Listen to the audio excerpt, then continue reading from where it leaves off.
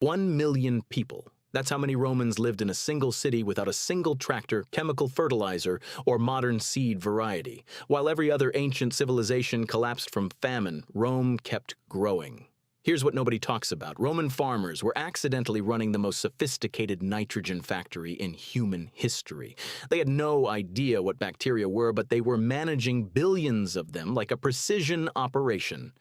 In 2019, soil microbiologists at Cornell cracked the code. When they recreated Roman farming methods and analyzed the soil, they found something that's about to change everything you think you know about feeding the world. Picture this. It's 117 AD. You're standing on the Palatine Hill looking out over Rome. 1 million people are crammed into the city, and every single one of them needs to eat every single day. The math is brutal. Roman bakers had to produce 320,000 loaves of bread daily just for the basic grain ration. That's before you count the wealthy, the slaves, the visitors. We're talking about 4,000 tons of wheat consumed every single day. Now here's where it gets crazy. Yes, Rome imported grain from Egypt and North Africa, but the backbone of their food security. It came from Italian farms using a system so simple that modern agronomists dismissed it as primitive for centuries. 3 crops, 3 years, that's it. Wheat 1 year, legumes the next, then let the field rest. Roman agricultural writers described this rotation like it was sacred law. They had no clue they were managing the most complex biological system on the planet. Then Dr. Sarah Mitchell at Cornell decided to actually test what Romans were doing. She recreated their exact methods and ran every soil analysis you can imagine. What she found in those soil samples is going to blow your mind. Romans had no idea that those little pink bumps on their bean roots contained billions of workers. Rhizobia bacteria. These microscopic organisms were pulling nitrogen straight out of the air and converting it into plant food. Think about this. The air you're breathing right now is 78% nitrogen, but plants can't use it. It's like being surrounded by food you can't eat. These bacteria crack that code. They grab atmospheric nitrogen and turn it into fertilizer. Here's what's insane. The Haber-Bosch process that makes synthetic nitrogen fertilizer consumes 1 to 2% of the world's entire energy production. It takes massive amounts of fossil fuel to create what these bacteria make for free using nothing but sunlight and sugar from plants. Dr. Mitchell's team measured the nitrogen fixation in recreated Roman fields. Are you ready for this? A single acre of Roman-style legumes fixed 200 to 400 pounds of atmospheric nitrogen per year. That's equivalent to applying 800 pounds of synthetic fertilizer. But here's the kicker. When those legume plants died and decomposed, all that fixed nitrogen went straight into the soil. The Romans were making deposits in a nitrogen bank account that would pay dividends for the next crop. The timing was perfect. Nitrogen gets fixed during the legume year, stored in the soil during the fallow year, then released exactly when the grain crop needs it most. The Romans accidentally created a biological slow-release fertilizer system. For centuries, everyone thought Roman fallow fields were just wasted space, empty land doing nothing. Modern farmers looked at those resting fields and saw lost profit. They were dead wrong. Dr. Mitchell's team used DNA sequencing to analyze what was actually happening in those fallow fields. They found over 2,000 different species of bacteria, fungi, and microorganisms. This wasn't rest, this was the most biologically active phase of the entire rotation. Those wild plants weren't random weeds, they were specialists, a deep-rooted species mining minerals from 10 feet down, nitrogen-fixing clovers continuing the bacterial party, mycorrhizal fungi creating vast underground networks trading nutrients between plants. Here's what blew my mind. Those fungal networks were running a commodity exchange. Fungi would extract phosphorus from rock particles and trade it to plants in exchange for sugars. The Romans had accidentally created the world's first biological stock market. The results speak for themselves. Roman fallow fields increase soil organic matter by 2 to 3% per year. Each 1% increase holds an additional 25,000 gallons of water per acre. The Romans were building underground reservoirs while everyone thought they were doing nothing. During the 2012 Midwest drought, experimental plots managed with Roman-style rotation maintained crop yields while adjacent conventional fields lost 40 to 60% of their harvest. That fallow year water storage made the difference between eating and starving. If this is hitting you the same way it hit me when I first learned about bacterial nitrogen fixation, that subscribe button is right there. Because what I'm about to show you next, how Romans accidentally solved the climate crisis 2,000 years early, that's the part that changes everything. While Romans were focused on feeding people, they accidentally built one of the most effective carbon sequestration systems in agricultural history. Modern climate scientists studying recreated Roman fields found carbon storage rates that rival reforestation projects. Dr. Mitchell's long-term study tracked the same fields through multiple rotation cycles. Roman-style agriculture sequestered 2.3 tons of carbon per acre per year. Over 20 years, that's nearly 50 tons of carbon locked away in each acre of soil. Conventional agriculture loses 1 to 2% of soil carbon annually through tillage and synthetic fertilizers. The Roman system reversed this completely. They were building soil carbon year after year while feeding 1 million people. The fallow year was crucial for carbon storage. Deep-rooted plants were pulling CO2 from the atmosphere and depositing it 6 feet underground, carbon that stays locked away for decades. The Romans were doing carbon farming before we had a word for it.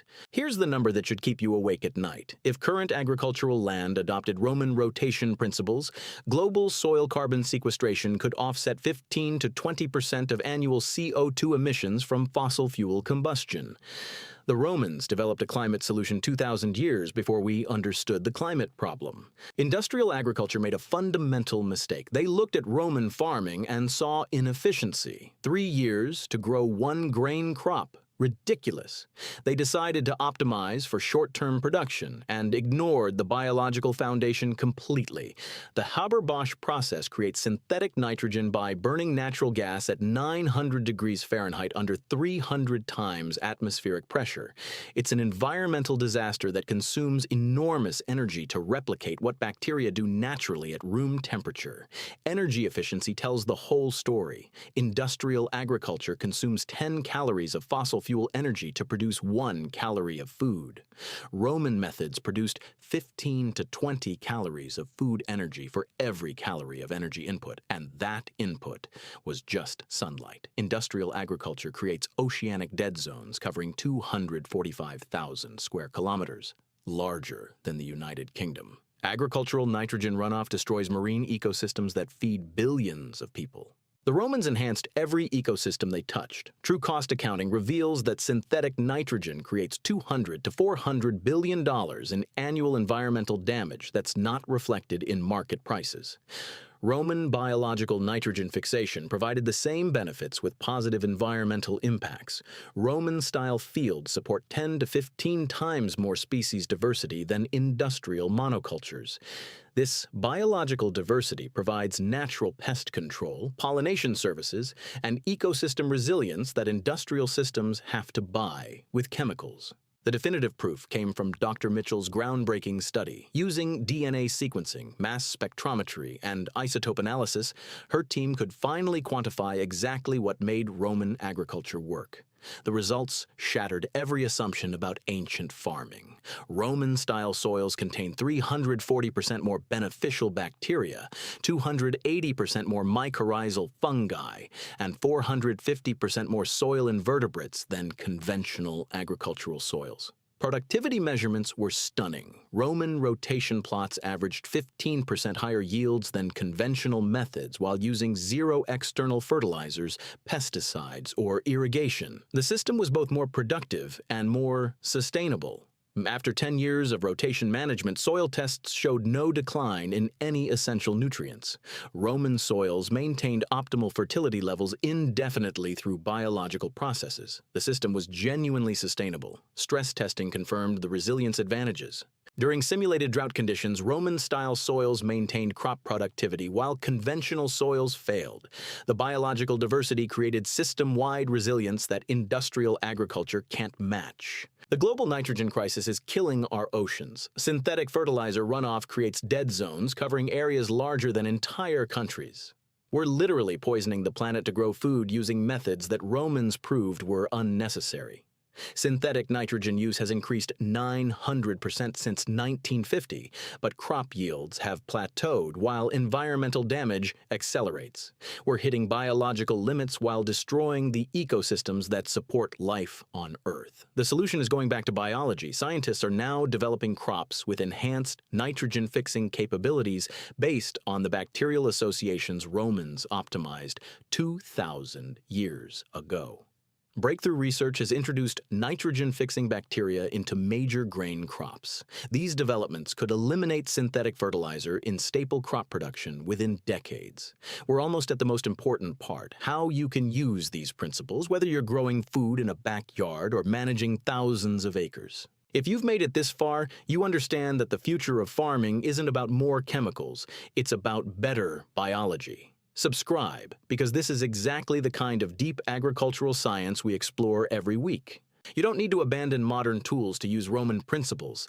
Smart growers are adapting three-field rotation concepts to current conditions while capturing the biological advantages of the ancient system. The key is understanding principles rather than copying exact practices. Nitrogen fixation, soil building, and biological diversity can be achieved with contemporary crop varieties and management techniques adapted to your local conditions. Plant breeding has developed legume varieties with enhanced nitrogen fixation, disease resistance, and climate adaptation. These improved varieties can provide even better results than traditional Roman crops. Contemporary soil testing allows precise monitoring of the biological processes that made Roman agriculture successful. You can track nitrogen fixation, carbon sequestration, and soil biology to optimize your rotation system. Case studies from contemporary operations prove these principles work. Farms using Roman rotation achieve higher profitability, better soil health, and greater resilience while producing premium food for local markets. The Romans proved that sustainable agriculture isn't just possible, it's more productive than industrial methods. They fed 1 million people using principles that modern science has validated and can now enhance with contemporary knowledge. Climate modeling shows that widespread adoption of Roman principles could sequester enough carbon to significantly contribute to climate change mitigation while improving food security and environmental health globally. The movement is already starting. Agricultural programs worldwide are teaching Roman rotation principles adapted for local crops and conditions. This knowledge transfer is creating a global shift toward biological agriculture. Policy frameworks are emerging to support this transition. Carbon credit programs, soil health payments, and biodiversity incentives create economic motivation for farmers to adopt biological methods based on Roman principles. The Romans accidentally solved agriculture's biggest problems using bacteria they couldn't even see. They proved that working with biology instead of against it creates abundance while healing the land. Modern science has cracked their code, and now we can do even better. If this breakdown of Roman agricultural science opened your eyes, you absolutely need to see how medieval monks took these principles and added water management techniques that modern permaculture is just rediscovering. The productivity numbers will shock you. Click right here. The farmers who master soil biology and bacterial partnerships will be the ones feeding the world sustainably in the decades ahead. Your future self will thank you for understanding these principles today. Drop a comment and tell me what ancient farming system you want me to analyze next. I read every single one and use your suggestions for future deep dives into agricultural science that could change how we grow food forever.